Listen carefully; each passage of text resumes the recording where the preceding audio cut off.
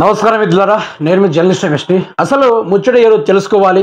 తెలంగాణ రాష్ట్రం మొత్తం చూసుకున్నా కూడా గ్రామాలు అభివృద్ధి చెందాయంటే అది ఆ ఘనత మొత్తం కేసీఆర్ గారికే దక్కాలి. ఎందుకంటే ఈరోజు గ్రామాల అభివృద్ధి చూసుకున్నా 2014 ముందు చూసుకున్నా ఈరోజు గ్రామాలు ఏ విధంగా అభివృద్ధి అయ్యాయి, తమ తండాలలో తమ ఊర్లలో తామే నాయకులు ఉండేటట్టుగా కేసీఆర్ గారు తీర్చిదిద్దారు.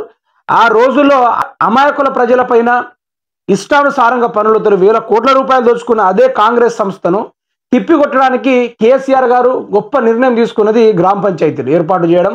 దాని ద్వారా వారి గ్రామాలని వారే అభివృద్ధి చేసుకునేటట్టుగా ఆయన ఈ ఘనత మొత్తం చెప్పుకున్నా కూడా ఒక 5 రోజులు కూడా సరిపోయినంత చరిత్ర ఉంది.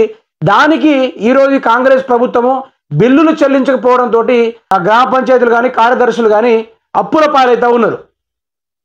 ఈ ప్రభుత్వానికి వేల కోట్ల రూపాయలు ఖాళీ తిరగడానికి, జల్సాలు చేయడానికి వినోదాన లెక్కలేని డబ్బులు ఉంటాయి. మూసి ప్రక్షాళన చేయడానికి అయితే 1,63,000 కోట్ల రూపాయలు కేంద్రానికి వెళ్ళిన మనోడు ఈరోజు చూస్తే ఈ గ్రామాల్ని కార్యదర్శుల ఆ బిల్లుని పాత బకాయిలు చెల్లించడానికి వీళ్ళ దగ్గర డబ్బులు లేవట. ముచ్చట చూద్దాం. పంచాయతీ కార్యదర్శులు అప్పుల పాలవుతున్నారు. 6-7 నెలలుగా పైసా విదల్చని రేవంత్ సర్కారు. చిన్న గ్రామాలలో మరింత ఎక్కువగా ఇబ్బందులు. వీధి దీపాలు మార్చేందుకు పైసలు కరువు, రోడ్ల మరమ్మతులు, పరిశుద్ధ్యం పనులు, అన్ని సెక్రటరీలపైనే అప్పుల్లో కూరుకుపోతున్న సెక్రటరీలు. లక్షల అప్పులు చేస్తున్న పైసా ఇవ్వని ఈ సర్కారు, ఈ హస్తం సర్కారు. అసలు దీని గురించి మనం మాట్లాడుకునే ప్రయత్నం చేయాలి మిత్రులారా.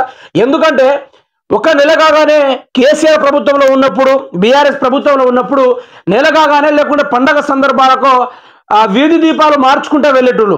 సపోజ్ ఒక వీధి దీపం అక్కడ బల్బు ఎగిరిపోతే ఆ బల్బుని మేము రిప్లేస్మెంట్ చేయడము, అక్కడ కొత్త బల్బు అమర్చడము, లేకుంటే వైర్లు సర్క్యులేట్ అయ్యి వైర్లు కాలిపోతే ఆ వైర్లు అమర్చడము.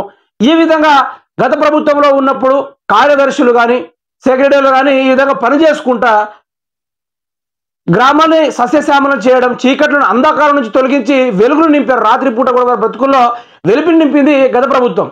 ఈరోజు ఆ బల్బులకు కానీ ఏం మరమ్మతులు చేయాలని కూడా ₹1 లేని పరిస్థితి. ప్రభుత్వం అసలు గ్రామ పంచాయతీలకు ఫండ్ కూడా ఇవ్వడం లేదు.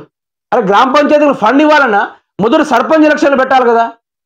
ఇప్పుడు మాజీ సర్పంచ్ బిల్లులు, ఆ కార్యదర్శుల బిల్లులు ఇప్పటిదాకా చెల్లించకుండా మరి పనికిరాని వ్యవస్థలపైన కేటీఆర్ని అరెస్ట్ చేసుడు, దానికి 53 కోట్ల ఖర్చు పెట్టాడు. కేటీఆర్ అరెస్ట్ చేయడానికే 53 కోట్లు ఖర్చు పెడుతున్నాడు రేవంత్ రెడ్డి.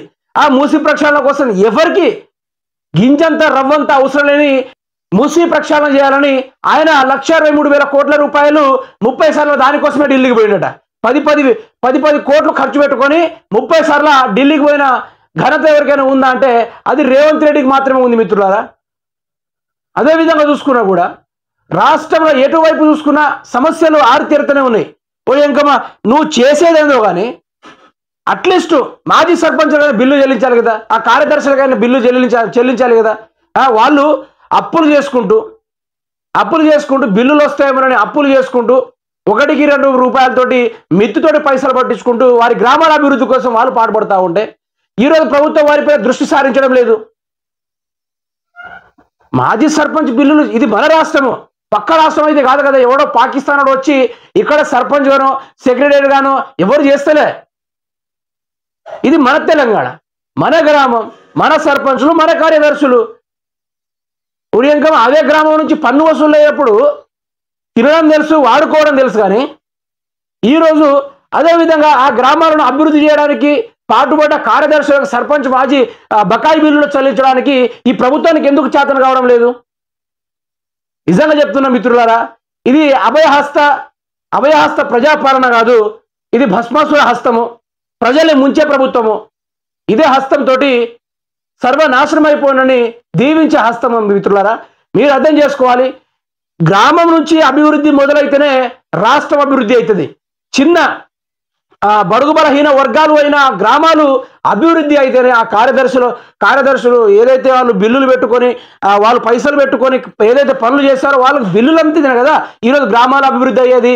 ఆ చీకట్లు కూడా వెలుతురు కూడా అవపడడానికి గల కారణానికి వాళ్ళు పాటుపడ్డప్పటికీ వారి జీవితాల్లో వీరు చీకట్లు నింపినట్టు ఇది కాంగ్రెస్ ప్రభుత్వం అధికారంలోకి వచ్చినప్పటి నుంచి. వీళ్ళు ఒకటి అర్థం చేసుకోవాలి,